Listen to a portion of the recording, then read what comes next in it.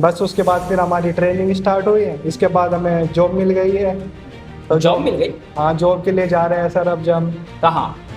Sir Mumbai में। मुंबई के लिए प्लेसमेंट तय है दोनों आदमी का? जी सर। क्या क्या पूछा था वो, जरा यह बताइए, अंदाजा लगे इसी के बारे में। पाइप फिटर से क्या पूछा जाता है?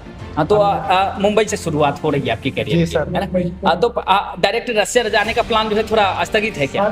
सर अभी बहन की शादी है ना, तो इसलिए। हाँ, इसलिए। जरा इस प्रोजेक्ट को तो देखिए, वाकई बहुत खूबसूरत है, देखने में बिल्कुल ही ये मिनी प्लांट की तरह दिख रहे हैं। मान लीजिए कि यह जो है, यह है आपका टैंक, वाटर टैंक हो सकता है, ऑयल टैंक हो सकता है, मानने के लिए जो आप मानना चाहे मान सकते हैं, लेकिन है रियल में ये टैंक। और ये सारी चीजें जो हुई है ना साथियों, ये पाइप फिटर का काम है। हैरानी कर देने वाला दृश्य नहीं है, क्योंकि ये सीखने ही आए हैं और सीखे हैं, बस वही रिजल्ट है। लेकिन एक बड़े प्लांट में और क्या चाहिए होगा? मिनी प्लांट कहना अपने आप में थोड़ा सा आश्चर्यजनक होता है, क्योंकि यह मिनी प्लांट भी नहीं है, लेकिन है भी। कैसे? यह समझिए कि यदि बड़ा प्लांट बनाना हो साथियों, तो क्या जरूरत पड़ेगा आपको? सेम प्रोसेस, सेम कैलकुलेशन, और कहिए कि कहीं ना कहीं यही प्रोसेस जहां आपको Y joint, T joint, elbows जितने भी है, फ्लेंज है, इन सारे चीजों की आवश्यकता बड़े प्लांट में भी पड़ती है, इसमें भी पड़ी है, चाहे जो भी तैयार होगा उसमें भी पड़ेगा। तो वो सारा प्रोसेस कहीं ना कहीं यहां दिख रहा है, वो फॉर्मूला जिससे एक पाइप फिटर मुकम्मल पाइप फिटर बनता है, एक प्रोफेशनल पाइप फिटर खुद को कह सकता है।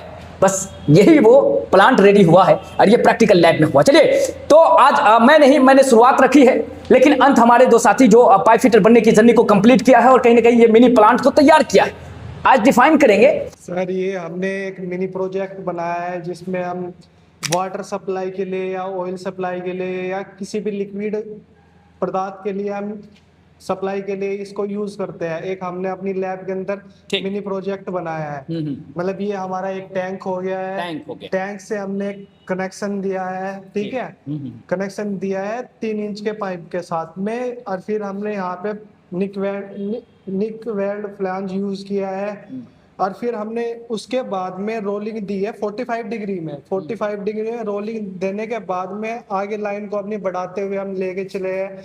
फिर हम अपनी यहाँ पे हम आगे इसको 45 डिग्री यूज करके हमने इसको अपनी पैरेलल लाइन से बढ़ाते हुए आगे बढ़ाया अपनी लाइन को।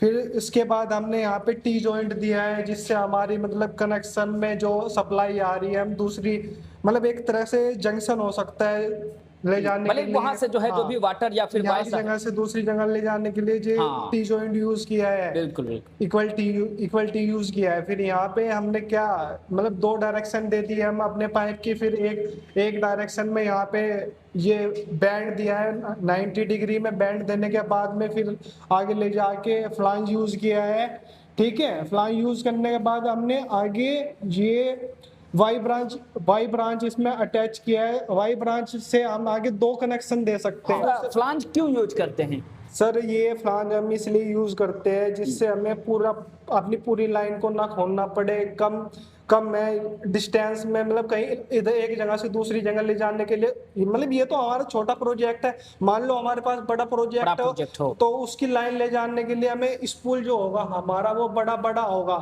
तो उसमें हम छोटे स्पूल को ले जाने के लिए कहीं पे भी यूज कर सकते हैं इसका फ्लैंज का।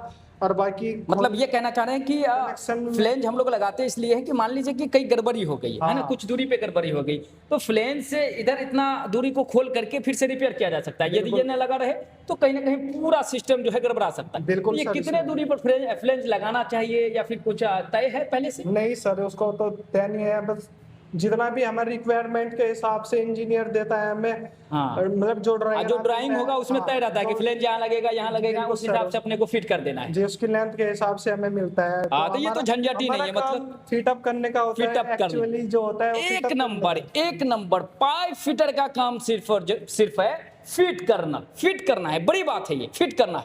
बाकी कहाँ क्या लगेगा, एल्बो कहाँ लगेगा, फ्लैंज कहाँ लगेगा, ये सारी चीज जो है इंजीनियरिंग ड्राइंग में जो लिखा होगा इंजीनियर जो तय करेगा बिल्कुल सर, उसी के हिसाब से करना है, तो टेंशन नहीं है, बिल्कुल हमें है ना। उतना टेंशन नहीं लेने का कि भाई कहाँ क्या लगाएंगे, वो तो पहले से रहेगा, है ना। तो पाइप फिटर की जर्नी आपकी राष्ट्रीय टेक्निकल इंस्टीट्यूट से कैसी बनी?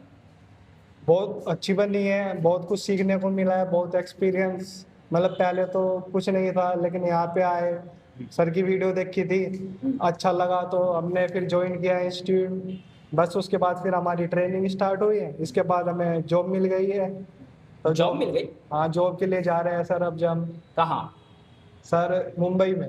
मुंबई के लिए प्लेसमेंट तय है दोनों आदमी का? जी सर। ये सरप्राइज मोमेंट है मेरे लिए।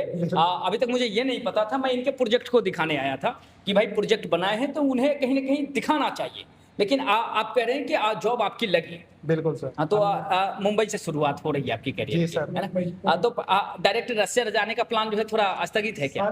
सर अभी बहन की शादी है ना, तो हाँ, इसलिए। हाँ, इसलिए क्या क्या पूछा था वो, जरा यह बताइए, अंदाजा लगे इसी के बारे में। पाइप फिटर से क्या पूछा जाता है?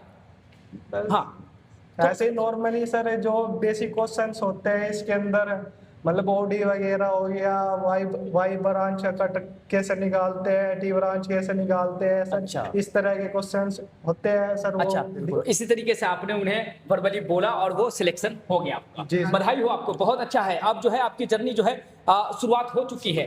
इस करियर रिलेटेड आपका करियर कितना अच्छा होगा, ये प्रोजेक्ट को देख के यदि समझ में आता है तो दिए गए नंबर पर कॉल कीजिए, आइए यहाँ आकर के एक बार अपना प्रैक्टिकल लैब विजिट कर लीजिए, फिर जाकर डिसीजन लीजिए और अपनी करियर की शुरुआत कीजिए।